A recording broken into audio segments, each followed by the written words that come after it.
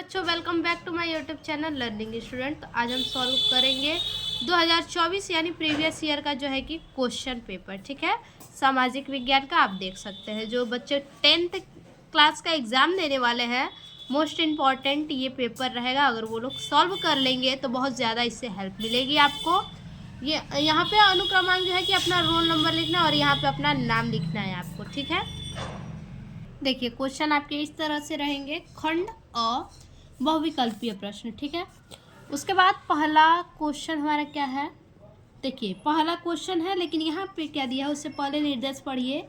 नीचे दिए गए प्रश्नों के प्रत्येक प्रश्न के 4 विकल्प दिए गए हैं। सही विकल्प चुनकर उसे OMR उत्तर पत्रक पर चिन्हित करें। ठीक है, तो देखिए आप लोग को दिखा दे सकते हैं कि इस तरह से आप लोग को जो है कि OMR शीट मिलेगा। ठीक है, OMR शीट आपको इसी तरह से बिल्कुल मिलेगा।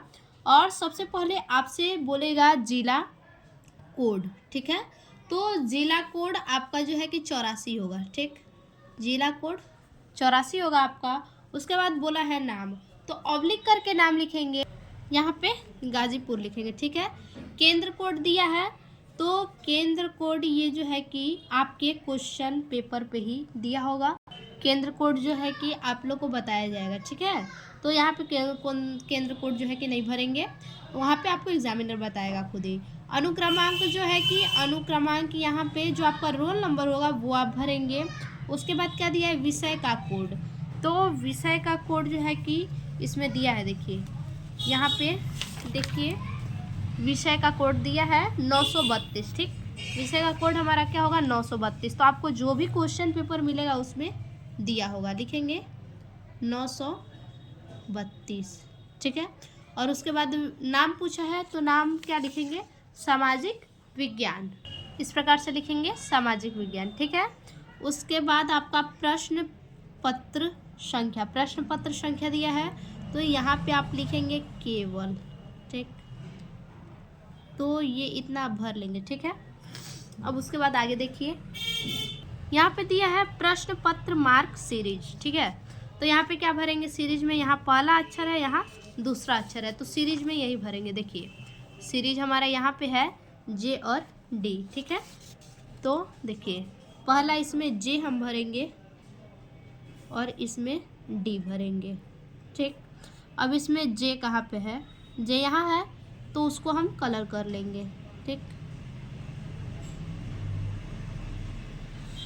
अब इसी तरह से जो है कि दूसरा भी कलर कर लेंगे। ठीक है, यहाँ पे डी हमने कलर कर लिया, जे और डी। इतना सब कुछ फिलअप करने के बाद फिर यहाँ पे देखिए परीक्षार्थी के हस्ताक्षर।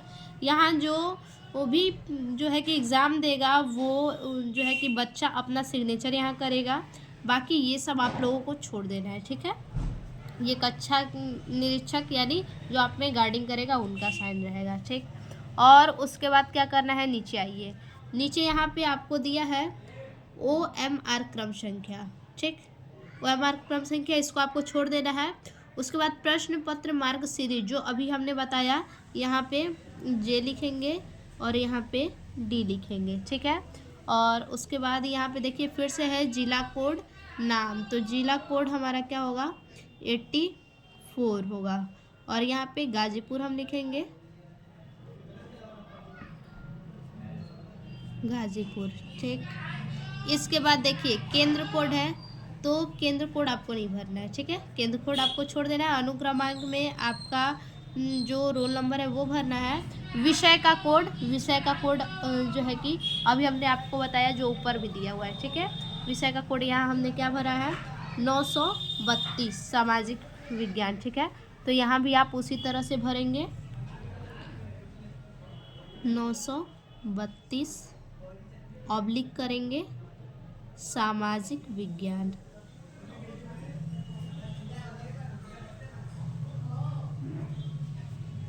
बहुत छोटा छोटा आप लोगों को लिखना है, नहीं तो लाइन से बाहर नहीं जानी चाहिए। ठीक है, इतना हो गया। प्रश्न पत्र संख्या यहाँ फिर है, तो यहाँ सिर्फ लिखेंगे केवल। उसके बाद यहाँ दिया केंद्र व्यवस्थापक की मोहर, ये सब आपको कुछ भी नहीं करना है, अब आपको एक साइन यहाँ पे करना है। ठीक है, तो इतना आपको कर देना है। इतना करने के बाद अब ऊपर आ जाइए, देखिए यहाँ पे क्या दिया है, प्रश्नोत्तर के चारों विकल्प में से जो सही हो उस गोले को निर्देशानुसार भरा जाए। ठीक है, यानी कहने का मतलब है कि आपके क्वेश्चन कितने दिए हैं, 4 दिए हुए हैं। यहाँ पे देखिए, सॉरी क्वेश्चन नहीं, एक क्वेश्चन के 4 ऑप्शन दिए हो गए हैं। ठीक है, चारों ऑप्शन में से जो ऑप्शन आपका सही रहेगा, यहाँ पे A B C D जो भी सही रहेगा, तो इसमें से जो है कि आपको क्या करना है, बिल्कुल रंग देना है। जैसे यहाँ पे अभी हम आपने रंगा, वैसे यहाँ पे भी रंगना है। ठीक है, ऐसा नहीं है कि पहले कुछ और सही हुआ तो रंग दिए, फिर उसको क्रॉस कर दिए, फिर दूसरा सही है तो दूसरा रंग दिए। ठीक है, यहाँ पे बताया है कि ये गलत तरीका है, ऐसे आप लोगों को बिल्कुल भी नहीं करना है। ठीक है, करना है सही तरीका ये है, देखिए सही तरीका यहाँ पूरा अच्छे से रंगा हुआ है, ये सब सही तरीका है। ठीक, तो चलिए क्वेश्चन देखते हैं क्या है पहला। देखिए पहला क्वेश्चन है हमारा, वियना की संधि कब हुई थी। ठीक है, वियना की संधि कब हुई थी, 1848 ईस्वी में, 1815 ईस्वी में, 1834 ईस्वी में, 1900 ईस्वी में। ठीक है, तो इनमें से जो वियना की संधि हुई थी वो उसका सन जो है वो होगा, दूसरा ऑप्शन हमारा सही होगा 1815 ईस्वी में। तो ऑप्शन बी हमारा सही है। तो अब देखिए OMR शीट पे जाएंगे, पहला क्वेश्चन है हमारा। ठीक, पहला क्वेश्चन है और इसका आंसर बी सही है। तो OMR शीट पे जाएंगे, पहला क्वेश्चन है, ऑप्शन बी हमारा जो है सही है। तो इसको हम रंग देंगे इस प्रकार से, बिल्कुल अच्छे से रंगना है, खाली आधा आधा खाली और आधा रंगेंगे तो आपके एक भी नंबर नहीं मिलेंगे। ठीक है, अब देखेंगे दूसरा क्वेश्चन। देखिए दूसरा क्वेश्चन है, हिंद स्वराज्य पुस्तक के लेखक, हिंद स्वराज्य पुस्तक के लेखक कौन है, महात्मा गांधी, सरदार पटेल, सुभाष चंद्र बोस, बाल गंगाधर तिलक। तो हिंदी स्वराज्य पुस्तक के जो लेखक है वो है महात्मा गांधी है। तो अब दूसरे में देखिए, दूसरे का ए है महात्मा गांधी, तो अब दूसरे का ए जो है कि हम क्या करेंगे, कलर कर देंगे इसको। ठीक है, इस प्रकार से कलर कर देंगे। ठीक, इस प्रकार से हो गया। अब अगला क्वेश्चन देखिए, अगला क्वेश्चन क्या है, रिंडरपेस्ट का संबंध है, रिंडरपेस्ट का संबंध किससे है, पेड़ पौधों की बीमारी से, मवेशी की बीमारी से, महामारी से, इनमें से कोई नहीं। तो रिंडरपेस्ट का संबंध जो है वो है मवेशी की बीमारी से। ठीक है, इसमें हमारा कौन सा, बी सही है, तीसरे का बी हमारा सही ऑप्शन है। तो इसमें हम तीसरे का जो है कि बी को कलर कर देंगे। ठीक है, इस प्रकार से, आधा अधूरा नहीं होना चाहिए। ठीक है, जो भी कीजिएगा बिल्कुल अच्छे से, और इस लाइन के ओवर भी आपके जो पेन नहीं जाने चाहिए। ठीक, अब देखिए अगला है चौथा नंबर क्वेश्चन, गुमास्ता क्या है, बुनकर, कपड़ा व्यवसायी, वेतनभोगी कर्मचारी, ऊन बेचने वाला। तो गुमास्ता जो होगा वो है कपड़ा व्यवसायी। तो ऑप्शन बी हमारा सही है चौथे का। अब यहाँ देखिए ऑप्शन बी चौथे का हम कलर कर देंगे। सेम इसी प्रकार से जो है कि आपको सारे 20 MCQ इसी प्रकार से करना है। ऐसा नहीं है कोई और अभी भर दिए फिर उसको ऐसे काट के फिर ये भरे, नहीं, ऐसे आपके एक भी नंबर नहीं मिलेंगे इस पे। ठीक है, अब देखेंगे पांचवा क्वेश्चन। अब देखिए, गुलामगिरी पुस्तक के लेखक कौन है, सरदार पटेल, महात्मा गांधी, सावित्रीबाई फुले, ज्योतिबा फुले। तो गुलामगिरी पुस्तक के जो लेखक हैं वो है ज्योतिबा फुले। ठीक, ज्योतिबा फुले, ऑप्शन डी हमारा सही ऑप्शन होगा। यहाँ पे पांचवे का डी सही ऑप्शन है हमारा। ठीक है, अब देखिए छठा क्वेश्चन है, श्रीलंका स्वतंत्र राष्ट्र कब बना, 1947 ईस्वी में, 1948 ईस्वी में, 1957 ईस्वी में, 1981 ईस्वी में। तो श्रीलंका स्वतंत्र राष्ट्र जो है कि 1948 ईस्वी में बना, ऑप्शन बी हमारा सही ऑप्शन होगा। यहाँ पे छठवा का बी ऑप्शन हमारा कलर कर देंगे। अब देखिए 7 नंबर क्वेश्चन है हमारा, भारत में लोकतांत्रिक विकेंद्रीकरण हेतु किया गया संवैधानिक प्रावधान है, महिलाओं का संसद में प्रतिनिधित्व, स्थानीय स्वशासी निकायों को संवैधानिक दर्जा तथा नियमित चुनाव, न्यायपालिका को स्वतंत्रता, केंद्र तथा राज्य के कार्यों का वर्गीकरण। तो इनमें से जो हमारा सही ऑप्शन होगा वो होगा स्थानीय स्वशासी निकायों को संवैधानिक दर्जा एवं नियमित चुनाव, ऑप्शन बी हमारा सही होगा। देखिए 7वें का भी हमारा सही ऑप्शन है। ठीक है, अब इसके आगे देखिए 8वां नंबर क्वेश्चन है, भारत में संविधान की दृष्टि से कौन सा कथन सही है। ठीक है, सनातन भारत का राजकीय धर्म है, अल्पसंख्यकों को उनकी जनसंख्या के अनुरूप प्रतिनिधित्व, धर्म के आधार पर भेदभाव का अभाव, ईसाइयों को विशेष अधिकार। ठीक है, तो भारत में संविधान की दृष्टि से इनमें से जो कथन सत्य है वो है धर्म के आधार पर भेदभाव का अभाव, ऑप्शन सी हमारा सही ऑप्शन है। देखिए 8वें का ऑप्शन सी हमारा सही ऑप्शन होगा। देखिए 9 नंबर क्वेश्चन है, निम्नलिखित में से कौन सबसे बड़ा लोकतांत्रिक देश है। Bharat, Britain, America, Sri Lanka. तो इनमें से सबसे बड़ा जो लोकतांत्रिक देश है वो है भारत, ऑप्शन ए हमारा सही ऑप्शन होगा। देखिए ऑप्शन ए सही ऑप्शन होगा हमारा। देखिए अगला 10 नंबर क्वेश्चन है, एक दलीय व्यवस्था बढ़ावा देती है, एक दलीय व्यवस्था बढ़ावा देती है लोकतांत्रिक व्यवस्था को, अधिनायकवादी व्यवस्था को, कुलीन तंत्र को या फिर राजतंत्र को। तो एक दलीय व्यवस्था जो बढ़ावा देती है वो लोकतांत्रिक व्यवस्था को, ऑप्शन ए हमारा 10वां का सही होगा। ठीक है, ऑप्शन ए। अगला है 11 नंबर, श्वेत क्रांति संबंधित है दुग्ध उत्पाद से, गेहूं उत्पाद से, मत्स्य उत्पाद से, मोटा अनाज उत्पाद से। इनमें से जो हमारा आंसर होगा वो होगा दुग्ध उत्पाद से, ऑप्शन ए हमारा 11 नंबर का सही आंसर होगा। ठीक है, उसके बाद 12 नंबर है, सोपान कृषि की जाती है, सोपान कृषि की जाती है उत्खात भूमि पर, ढाल वाली भूमि पर, मैदानी भूमि पर या फिर मरुस्थलीय भूमि पर। ठीक है, तो सोपान कृषि जो की जाती है वो ढाल वाली भूमि पर, ऑप्शन बी हमारा सही ऑप्शन होगा। ठीक, देखिए 12वां का बी हमारा सही ऑप्शन है। उसके बाद 13 नंबर क्वेश्चन है हमारा, हैजा खास जलीय निकाय स्थित है उड़ीसा में, राजस्थान में, कर्नाटक में, दिल्ली में। तो इनमें से सही ऑप्शन हमारा होगा हैजा खास जलीय निकाय जो स्थित है वो दिल्ली में स्थित। 13 नंबर का ऑप्शन डी हमारा जो है कि सही ऑप्शन है। ठीक है, डी, 13 नंबर का डी।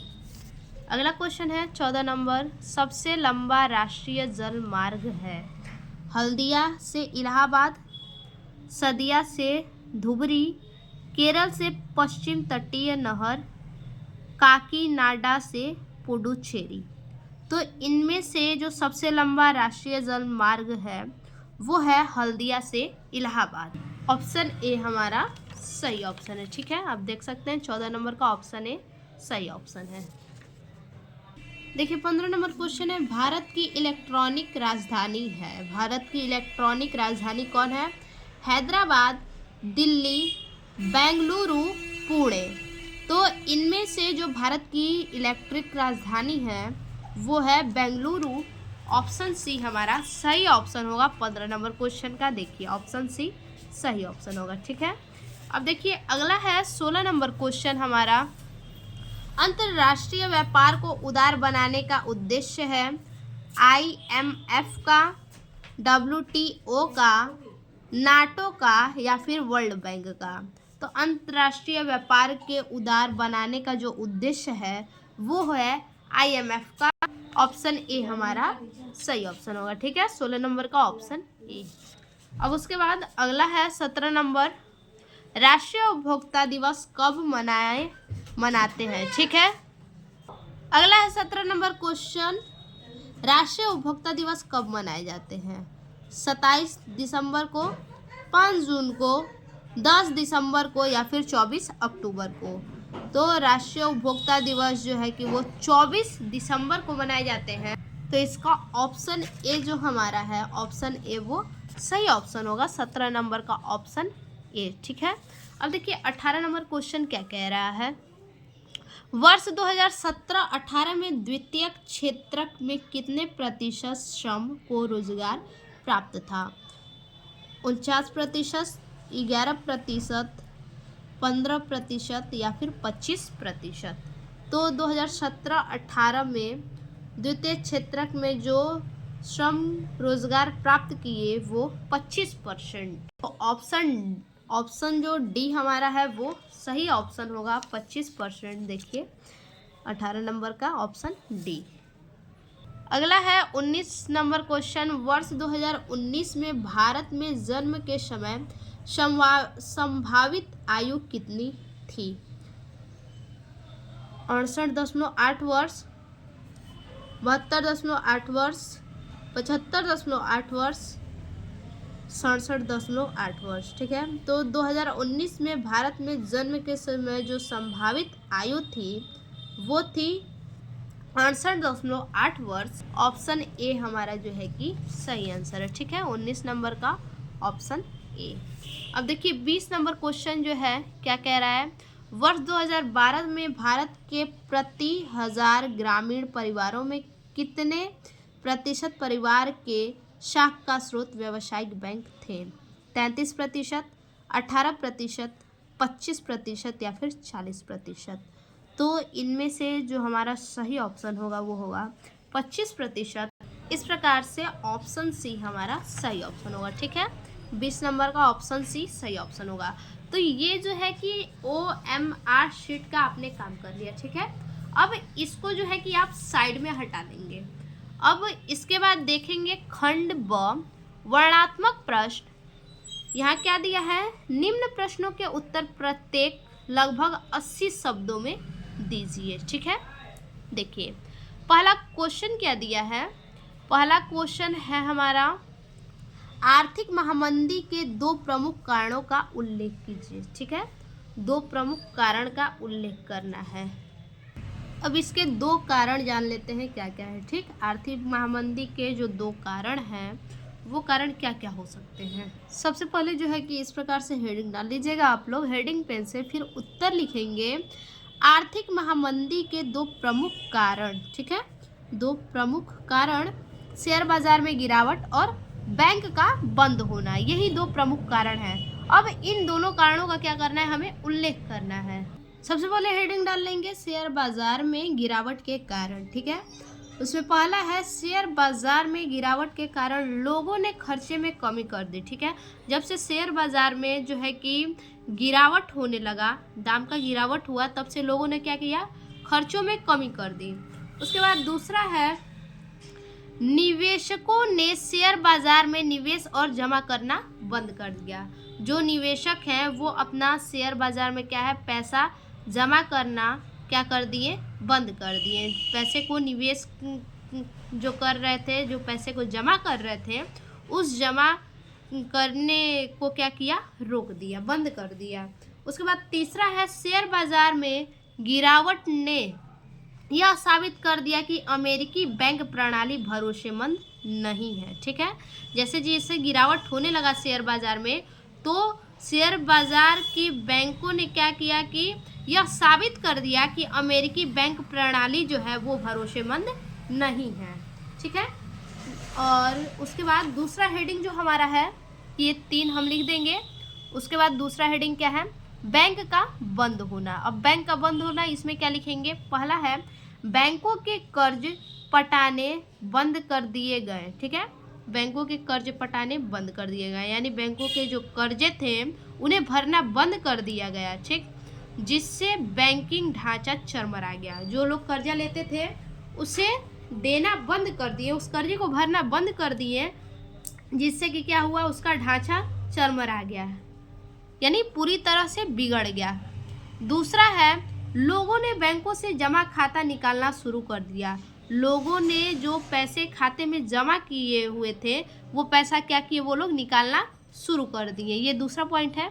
तीसरा पॉइंट है कई बैंक दिवालिया होकर बंद हो गए। कई बैंक क्या हुए, इस कारण बंद हो गए। तो देखिए इसका हमने उल्लेख कर दिया आर्थिक महामंदी के 2 प्रमुख कारण का, ठीक है। और अथवा करके जो क्वेश्चन दिया है, तो अथवा वाला हम क्वेश्चन जो है कि अगले वीडियो के दूसरे पार्ट में लेके आएंगे, ठीक है। अभी पहला जो ये हमारा वीडियो है, इसमें हम सभी क्वेश्चन के पहले क्वेश्चन को बताएंगे, पहले क्वेश्चन का आंसर देंगे, और जितने भी अथवा वाले क्वेश्चन होंगे उसका सॉल्यूशन हमारे दूसरे वीडियो में आपको मिल जाएगा। अब देखिए दूसरा क्वेश्चन है, राजनीतिक दलों से आप क्या समझते हैं? इन्हें किन्हीं 2 कार्यों का उल्लेख कीजिए, ठीक है। इनके 2 कार्यों को हमें क्या करना है, 2 कार्यों का हमें उल्लेख करना है। अथवा में करके दिया है, लोकतंत्र की किन्हीं 2 प्रमुख चुनौतियों का वर्णन कीजिए। तो अभी हमने आपसे कहा जितने भी अथवा वाले क्वेश्चन हैं, हम वीडियो के दूसरे पार्ट में इन सभी का सॉल्यूशन लेके आएंगे दूसरे क्वेश्चन का, ठीक है। अभी हम जो फर्स्ट क्वेश्चन है उसका सॉल्यूशन लाए हैं, और अथवा वाले क्वेश्चन का दूसरे वीडियो में सॉल्यूशन लेके आएंगे। तो चलिए इसको देखते हैं, राजनीतिक दल क्या है। देखिए राजनीतिक दल हेडिंग डालेंगे, फिर लिखेंगे राजनीतिक दल एक ऐसा संगठन है जो किसी विशेष देश के चुनावों में प्रतिस्पर्धा करने के लिए उम्मीदवारों का समन्वय करता है, ठीक है। राजनीतिक दल एक संगठन है एक प्रकार का, ठीक है। राजनीतिक दल एक प्रकार का संगठन है जो विशेष देश के जो चुनाव होते हैं उन चुनाव में प्रतिस्पर्धा करने के लिए उम्मीदवारों का समन्वय करता है। किसी पार्टी के सदस्यों के लिए राजनीति के बारे में समान विचार रखना आम बात है, ठीक है। इसी को राजनीतिक दल कहते हैं। अब इनके 2 कार्यों का उल्लेख देख लीजिए क्या है। पहला है, राजनीतिक दल नीतियों और कार्यक्रमों को मतदाताओं के सामने रखते हैं और मतदान अपनी पसंद की नीतियां और कार्यक्रम चुनते हैं। जो चुनाव में हम वोट देते हैं वो क्या करते हैं, जो मतदान होते हैं वो अपने हिसाब से उनकी जिस पे इच्छा हो मतदान देने का उसी पे वो मतदान देते हैं। दूसरा है, राजनीतिक दल देश के लिए कानून बनाने में महत्वपूर्ण भूमिका निभाई है। जो राजनीतिक दल है वो देश के लिए कानून बनाने में महत्वपूर्ण भूमिका निभाए हैं। कोई भी कानून तब तक बिल नहीं बन सकता, ठीक है। कोई भी कानून तब तक बिल नहीं बन सकता जब तक बहुमत पार्टी इसे समर्थन नहीं देती है, ठीक है। जब तक इसे कोई भी पार्टी समर्थन नहीं देगी तब तक कोई भी कानून नहीं बन सकता है। अब देखेंगे क्वेश्चन नंबर, देखिए क्वेश्चन नंबर 3 है, औद्योगिक प्रदूषण के नियंत्रण हेतु विभिन्न उपायों को सुझाइए, ठीक है। औद्योगिक जो प्रदूषण है उसको कैसे नियंत्रण में कर सकते हैं उसके विभिन्न उपायों को बताना है। और अथवा करके दूसरा क्वेश्चन दिया है, ऊर्जा के परंपरागत स्रोतों का वर्णन कीजिए। तो अभी हम देखेंगे पहला वाला क्वेश्चन, औद्योगिक प्रदूषण के नियंत्रण हेतु विभिन्न उपायों को सुझाइए। सबसे पहले हेडिंग डालेंगे प्रश्नोत्तर संख्या 3, उत्तर लिखेंगे यहाँ पे, फिर लिखेंगे औद्योगिक प्रदूषण को नियंत्रित करने के उपाय। सेम इसी तरह से बच्चा आप लिखिएगा, ठीक है। जैसे हम लिखे हैं उसी तरह से आप लिखिएगा। औद्योगिक प्रदूषण को नियंत्रित करने के उपाय, पहला उपाय है प्रदूषण नियंत्रण नियमों का पालन, ठीक है। अब इसका उल्लेख करेंगे, सरकार को कड़ी कानूनी कार्रवाई करनी चाहिए, ठीक है। प्रदूषण नियंत्रण, जो प्रदूषण को नियंत्रित करने वाले नियम हैं उनके लिए क्या करना चाहिए, सरकार को कड़ी कार्रवाई करनी चाहिए जो लोग इसका पालन नहीं करते हैं, और उद्योगों को नियमों का पालन करने के लिए प्रोत्साहित करना चाहिए, ठीक है। दूसरा है हेडिंग प्रदूषण नियंत्रण उपकरणों का उपयोग, ठीक है। अब इसका उल्लेख, उद्योगों को अपने उत्पादन प्रक्रिया में प्रदूषण नियंत्रण उपकरणों का उपयोग करना चाहिए, ठीक है। क्या कह रहा है, उद्योगों को अपने उत्पादन प्रक्रिया में जो है कि प्रदूषण नियंत्रण जो भी उपकरण हैं उनका उपयोग हमें करना चाहिए, जिससे भी प्रदूषण नियंत्रित हो सके उन उपकरणों का उपयोग करके प्रदूषण को नियंत्रित करना चाहिए।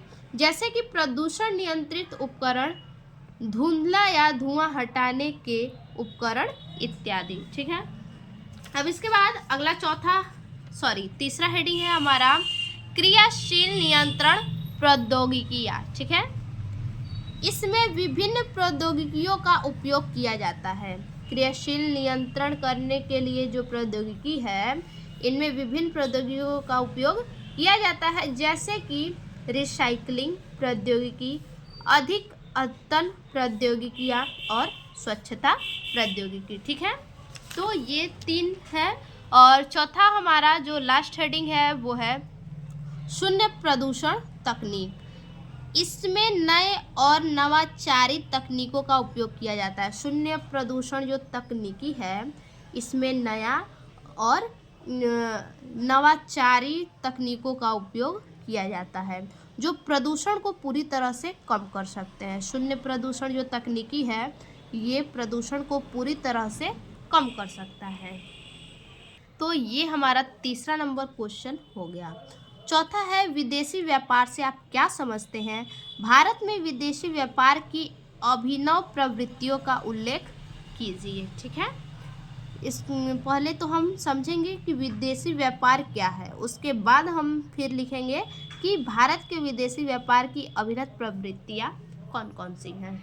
देखिए, क्वेश्चन नंबर 4 हेडिंग डालेंगे, फिर लिखेंगे विदेशी व्यापार। ठीक है, लिखेंगे विदेशी व्यापार क्या है। देखिए, विदेशी व्यापार एक महत्वपूर्ण आर्थिक क्रिया है जो देशों के बीच वस्तुओं, सेवाओं और पूंजी के विनिमय को संदर्भित करती है। ठीक है, यानी सिंपल से समझिए कि विदेशी व्यापार एक तरह का क्या है, आर्थिक क्रिया है जो देशों के बीच, जो भी देशों के बीच में क्या होता है, वस्तुओं का आयात निर्यात होता है, सेवाओं का और पूंजियों का जो भी आयात निर्यात होता है, उन्हीं को बोला है। यह विदेशी व्यापार विभिन्न रूपों में हो सकता है, जैसे कि निर्यात, आयात, निवेश और अधिग्रहण। अभी हमने बताया आयात निर्यात, वही बोला है कि जैसे कि आयात, निर्यात, निवेश और अधिग्रहण। तो आपको समझ में आ गया होगा कि विदेशी व्यापार क्या होता है। ठीक है, यानी दो देशों के बीच का जो लेन देन होता है, आर्थिक क्रिया होती है, आयात निर्यात जो कुछ भी, उसी को विदेशी व्यापार कहते हैं। ठीक, अब समझेंगे क्या, भारत में विदेशी व्यापार की अभिनव प्रवृत्तियाँ। ठीक है, भारत में विदेशी व्यापार की अभिनव प्रवृत्तियाँ क्या है। देखिए, पहले है डिजिटल व्यापार। ठीक है, डिजिटल व्यापार में क्या है, देखिए, भारत डिजिटल व्यापार में अपना पैर बढ़ा रहा है। ठीक है, हमारा भारत जो है वो डिजिटल व्यापार में अपना कदम बढ़ा रहा है, जिससे ई कॉमर्स, वित्तीय टेक्नोलॉजी और सेवाओं के ऑनलाइन वितरण शामिल है। डिजिटल व्यापार मतलब जो भी काम आजकल सब चीज़ क्या हो गई है, ऑनलाइन हो गई है, तो उसी को बोला है डिजिटल व्यापार। सिंपल से जानिए, डिजिटल व्यापार का मतलब क्या है, जो कुछ भी ऑनलाइन सेवाएं हो रही हैं उसी को कहते हैं डिजिटल व्यापार। आगे है कृषि उत्पादों का निर्यात। ठीक है, तो देखिए, दूसरा नंबर हमारा होगा कृषि उत्पादों का निर्यात। भारत कृषि उत्पादों के निर्यात में अग्रणी बन रहा है, यानी भारत जो है कृषि उत्पादों में, ठीक है, अनाज वगैरह जो भी हुआ, कृषि उत्पादों में जो है कि क्या है, आगे चल रहा है, उसके उत्पादों को निर्यात करने में आगे चल रहा है। जैसे कि अनाज, फल, सब्जियां और खाद्य उत्पादों के निर्यात में, जो भी अनाज है, फल है, सब्जियां है, खाद्य उत्पाद है, इन सभी का क्या कर रहा है, इन सभी को निर्यात करने में यानी बेचने में क्या है, सबसे आगे चल रहा है। उसके बाद है तीसरा नंबर नई उत्पादों और सेवाओं का निर्यात। नई उत्पादों और सेवाओं का निर्यात किस प्रकार से, भारत नई और उत्पादों के विकास और निर्यात में मेहनत कर रहा है। ठीक है, भारत क्या कर रहा है, नई उत्पाद के विकास और निर्यात में मेहनत कर रहा है।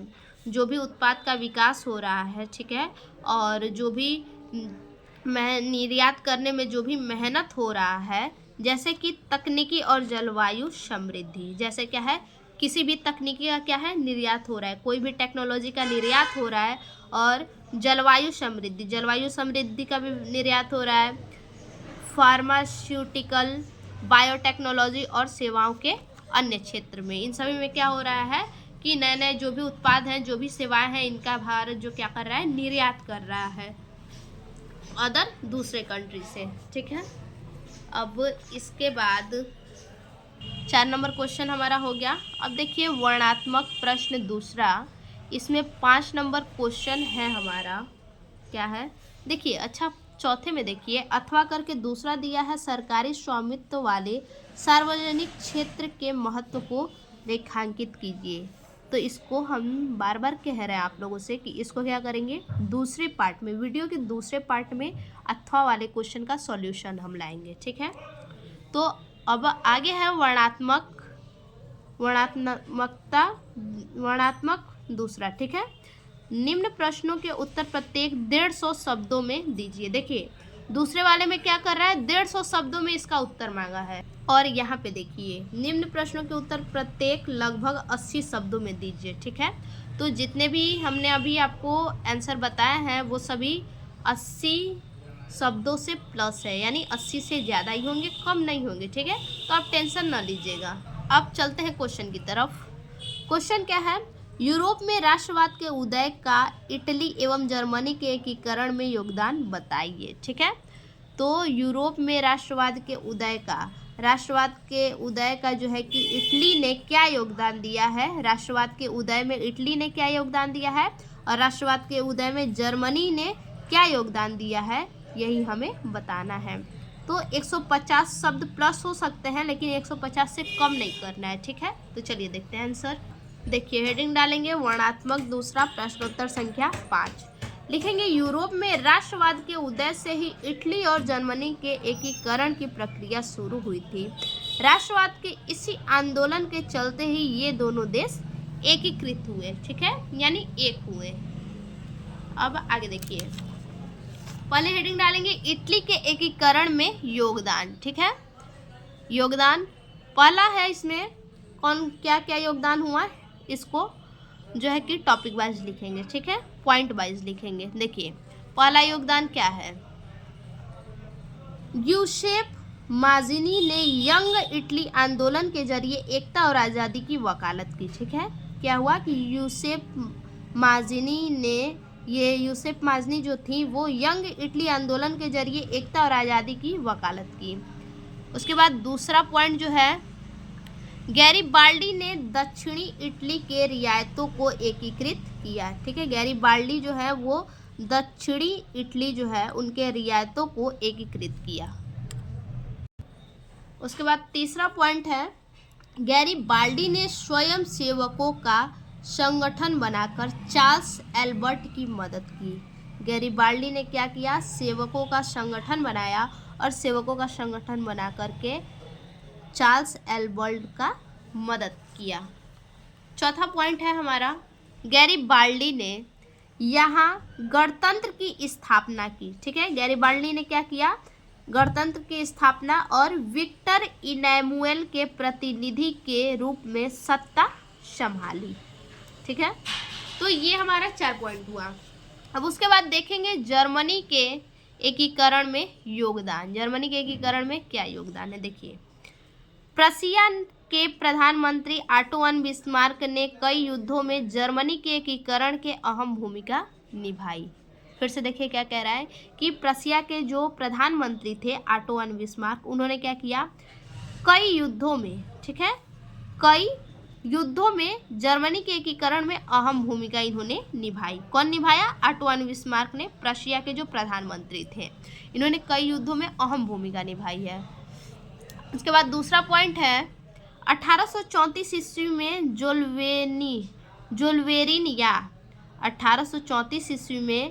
जोल्वेरिन या जर्मन कस्टम्स यूनियन का संगठन किया। किसका संगठन किया, जर्मन कस्टम्स यूनियन, जोल्वेरिन या जर्मन कस्टम्स यूनियन का गठन किया, जिसमें जर्मन राज्यों के बीच आर्थिक एकीकरण आसान बना। ठीक है, तीसरा पॉइंट है, 1871 में प्रशिया के नेतृत्व में जर्मन साम्राज्य की घोषणा की। जब प्रशिया था उसी के नेतृत्व में जर्मन साम्राज्य की घोषणा की 1871 ईस्वी में। ठीक है, तो ये हमारा क्वेश्चन पूरा हुआ। इसका अथवा करके क्वेश्चन है, भारतीय राष्ट्रीय आंदोलन में महात्मा गांधी द्वारा चलाए गए 3 प्रमुख आंदोलन पर प्रकाश डालिए। तो ये तो सभी बच्चे जानते होंगे इसका आंसर, नमक सत्याग्रह, भारत छोड़ो आंदोलन, मतलब 3 आंदोलन आप कोई भी लिख सकते हैं, चंपारण आंदोलन। ठीक है, अब अगला क्वेश्चन देखते हैं। देखिए अगला क्वेश्चन है 6 नंबर, लैंगिक असमानता से आप क्या समझते हैं। ठीक है, लैंगिक असमानता से आप क्या समझते हैं, भारतीय राजनीतिक व्यवस्था में महिलाओं के प्रतिनिधित्व पर प्रकाश डालिए। तो ये हमारा 6 नंबर का है, ये भी 150 प्लस करने हैं। ठीक है, शब्द 150 प्लस रहेगा। सबसे पहले समझेंगे लैंगिक असमानता। अगला है 6 नंबर क्वेश्चन, लैंगिक असमानता। ठीक है, लैंगिक असमानता एक सामाजिक और आर्थिक समस्या है। ये क्या है, एक प्रकार से सामाजिक और आर्थिक दोनों समस्या है। ठीक, जो महिलाओं और पुरुषों के बीच असमान व्यवस्था या व्यवहार का परिणाम होती है। ये क्या होता है, महिलाओं और पुरुष दोनों के बीच में असमान व्यवस्था और व्यवहार का परिणाम होता है लैंगिक असमानता। यानी लैंगिक असमानता जो जैसे कि नर पुरुष जो होते हैं, महिला और पुरुष जो हैं उनके लिए कह रहा है कि ये एक सामाजिक और आर्थिक समस्या दोनों है। ठीक है, समाज में भी और आर्थिक रूप से भी दोनों समस्या है, जो कि असमान व्यवस्था या व्यवहार का परिणाम होता है। ये इसमें महिलाओं को समाज में पुरुषों के मुकाबले कम अधिकार, संसाधनों और अवसरों का अभाव होता है। इसमें क्या होता है कि महिलाओं को समाज में पुरुष के मुकाबले क्या होता है, कम अधिकार मिलता है। पुरुष को जितना अधिकार मिलता है उससे बहुत कम महिलाओं को अधिकार मिलता है। और उसके बाद संसाधनों और अवसरों का भी इनके लिए, महिलाओं के लिए क्या होता है, अभाव होता है। लैंगिक असमानता के कारण महिलाएं सामाजिक, आर्थिक और राजनीतिक स्तर पर, ठीक है, लैंगिक असमानता के कारण क्या है,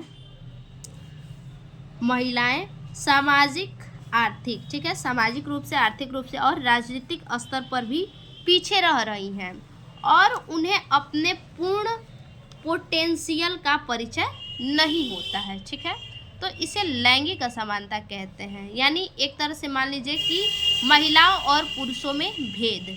ठीक है, उसके बाद देखिए आगे, भारतीय राजनीतिक व्यवस्था में महिलाओं के प्रतिनिधित्व। ठीक है, देखिए आज भारतीय राजनीति में महिलाओं का प्रतिनिधित्व बढ़ गया है। देखिए जो भारतीय राजनीति है उसमें महिलाओं का प्रतिनिधित्व क्या हो गया है, अब बढ़ गया है। उन्हें नागरिकों के प्रतिनिधित्व के रूप में अधिक अधिकार और मौजूदा समाज की विभिन्न ताकतों के विपक्ष में स्वतंत्रता मिल रही है।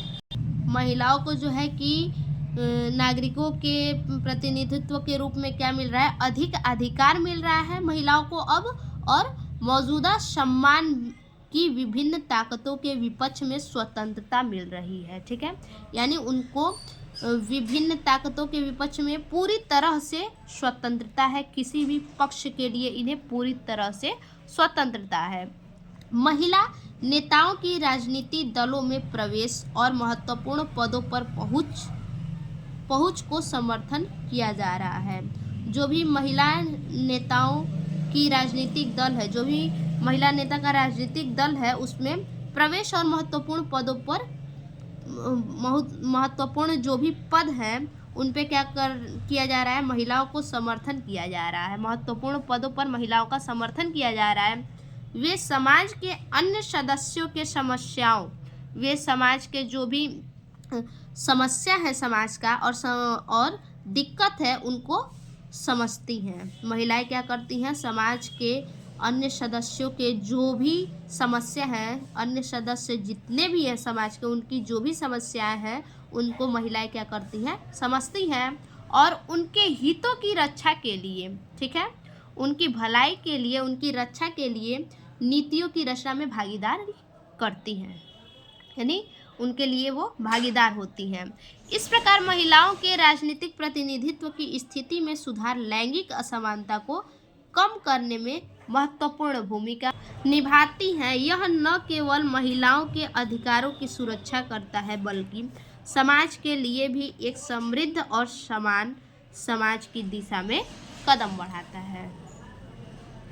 ये हमारा हो गया 6 नंबर। ठीक है, क्वेश्चन अथवा करके दिया है क्वेश्चन, भारत की संघात्मक व्यवस्था की प्रमुख विशेषताओं का वर्णन कीजिए। तो ये हम बाद में देखेंगे।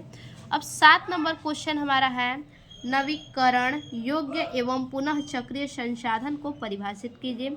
सतत पोषणीय विकास में इनके क्या योगदान हो सकते हैं। ठीक है, तो चलिए देखते हैं।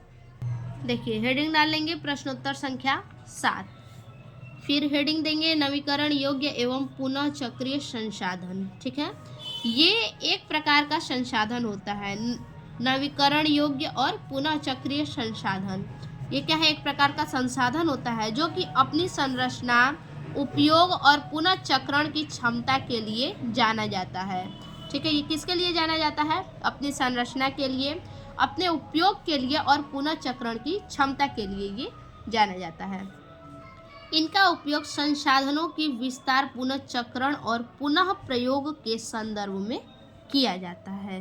ठीक, अब इसके बाद लिखेंगे आगे, हेडिंग देंगे सतत पोषणीय विकास में नवीकरण योग्य एवं पुनः चक्रीय संसाधनों का महत्वपूर्ण योगदान। ठीक है, पहला योगदान क्या है, देखिए पहला योगदान है संरचनात्मक विकास में इनका योगदान है। क्या है, नवीकरण योग्य और पुनः चक्रीय संसाधनों के उपयोग से संरचनात्मक विकास को बढ़ावा मिलता है। ठीक है, पुनः चक्रीय संसाधनों के उपयोग से क्या मिलता है, संरचनात्मक विकास को बढ़ावा मिलता है। ये संसाधन नए और उन्नत संरचनात्मक प्रक्रियाओं के लिए आधार प्रदान कर सकते हैं। ये क्या करते हैं, ये जो संसाधन होते हैं, संरचनात्मक विकास के जो संसाधन हैं वो अनंत संरचनात्मक प्रक्रियाओं के लिए आधार प्रदान कर सकते हैं। उसके बाद दूसरा जो है वो है, दूसरा योगदान संसाधन में पर्यावरणीय संरक्षण। देखिए, नवीकरण योग्य और पुनः चक्रीय संसाधनों का प्रयोग पर्यावरणीय संरक्षण के माध्यम से सतत पोषणीय विकास को समर्थन कर सकता है। ये क्या करता है कि जो नवीकरण योग्य और पुनः चक्रीय संसाधन है, इनके प्रयोग से पर्यावरणीय संरक्षण के माध्यम से क्या होता है, सतत पोषणीय विकास होता है। ठीक, पोषणीय विकास को ये समर्थन करता है। अगला है आर्थिक उन्नति। ठीक है, देखिए नवीकरण योग्य और पुनः चक्रीय संसाधनों का उपयोग आर्थिक उन्नति को समर्थन मिलता है। इससे क्या होता है, आर्थिक उन्नति को समर्थन मिलता है। ये संसाधन नए व्यापारिक मंडलों और उत्पादन प्रक्रियाओं की शुरुआत के लिए महत्वपूर्ण हो सकते हैं। ठीक है, अब इसके बाद जो है कि अगला क्वेश्चन हम देखेंगे। देखिए 7 नंबर क्वेश्चन में जो है कि आपका अथवा करके जो दिया है, वनों का वर्गीकरण प्रस्तुत कीजिए, वन संरक्षण में सामुदायिक भूमिका की विवेचना कीजिए। इसको हम बाद में बताएंगे। अब देखिए 8वां नंबर क्वेश्चन जो है, औपचारिक तथा अनौपचारिक शाख में विभेद कीजिए। दोनों में क्या करना है, विभेद करना है। इनके विभिन्न स्रोतों का भी वर्णन करना है।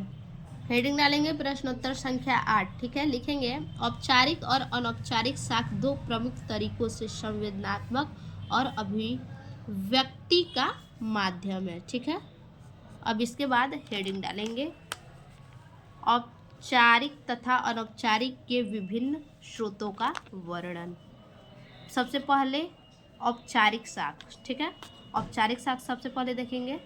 औपचारिक शाख के अंदर हेडिंग डालेंगे पहला, स्थापित प्रक्रिया। स्थापित प्रक्रिया क्या है, संगठनों में औपचारिक संचार के स्रोतों में सामान्यतः लिखित संदेश, साक्षात्कार, संवाद और आधिकारिक वार्तालाप शामिल होते हैं। ठीक है,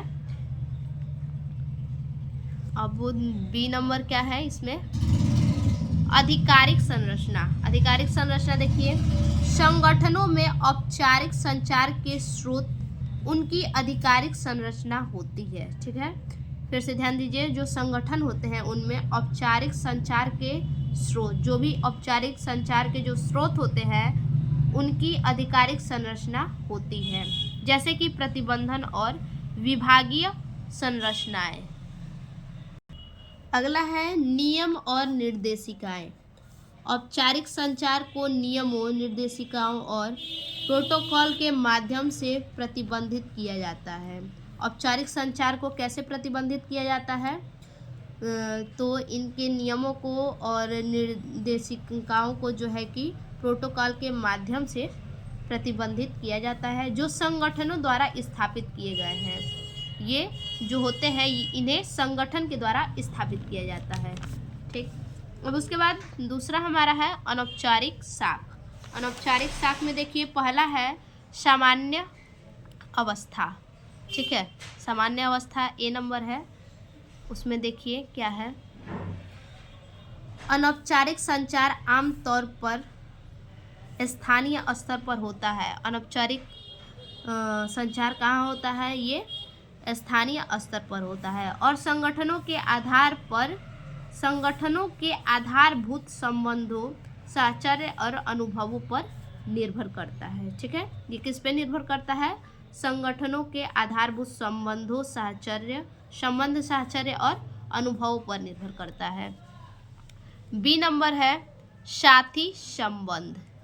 देखिए, साथी संबंध अनौपचारिक संचार का मुख्य स्रोत आधिकारिक ही नहीं होता है, बल्कि यह साथी संबंधों और संगठन के भीतर बने व्यक्तिगत संबंधों पर भी निर्भर करता है। ठीक है, ये साथी संबंध हो गया।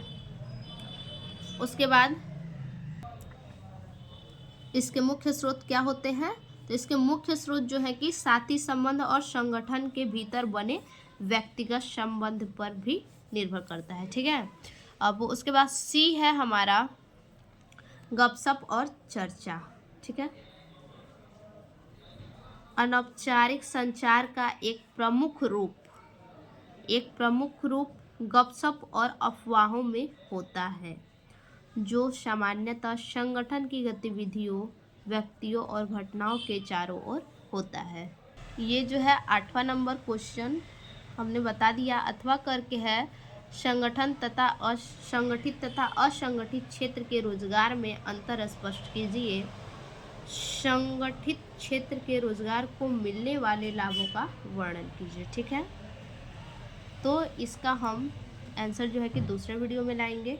एक ज़रूरी बात बच्चा आपको बता दें कि जितने भी आप हेडिंग देंगे उन सभी हेडिंगों को जो है कि आप अंडरलाइन जरूर करते जाइएगा। देख लीजिए, सभी हेडिंगों को क्या करना है? आपको अंडरलाइन करना है। एक भी हेडिंग जो है कि विदाउट अंडरलाइन के आपको नहीं छोड़ना है, नहीं तो यहाँ से आपके जो है कि माइनस मार्क्स हो जाते हैं। अब उसके बाद देखिए, मानचित्र संबंधी प्रश्न है। ठीक है, क्या दिया है? निर्देश प्रश्न संख्या 9A तथा 9B। ठीक है, मानचित्र से संबंधित है। इसे किस पे करना है? हमें मानचित्र पे करना है।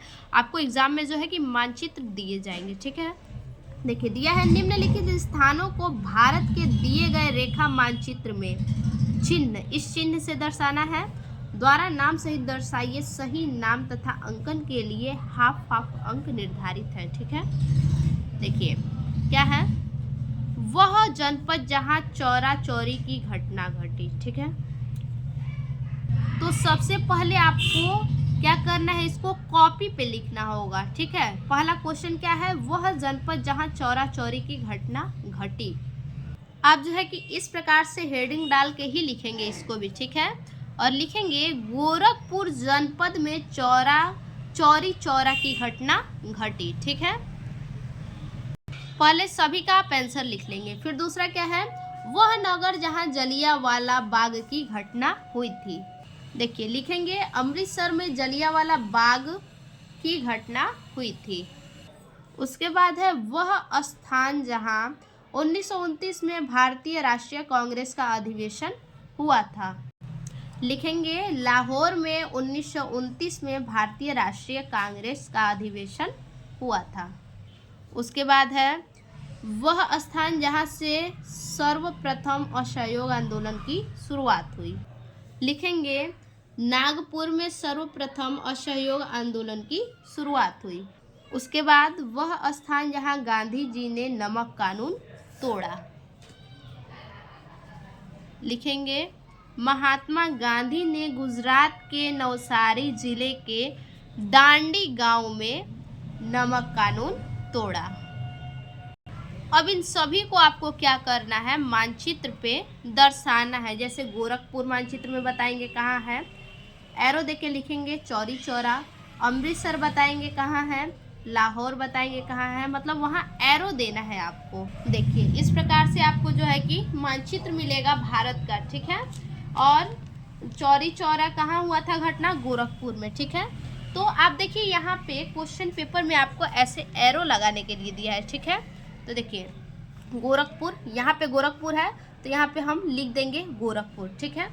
उसके बाद दूसरा हमारा क्या था, दूसरा हमारा देखिए वह नगर जहाँ जलियांवाला बाग की घटना हुई, कहाँ हुई थी, तो अमृतसर में। अभी हमने आपको दिखाया है तो अमृतसर लिखेंगे यहाँ पे, ठीक है। मानचित्र में अमृतसर यहाँ है, एरो दे के लिखेंगे अमृतसर, ठीक। उसके बाद तीसरा क्या बोला है, वह स्थान जहाँ 1929 में भारतीय राष्ट्रीय कांग्रेस का अधिवेशन हुआ था, तो कहाँ हुआ था, लाहौर में हुआ था, ठीक है।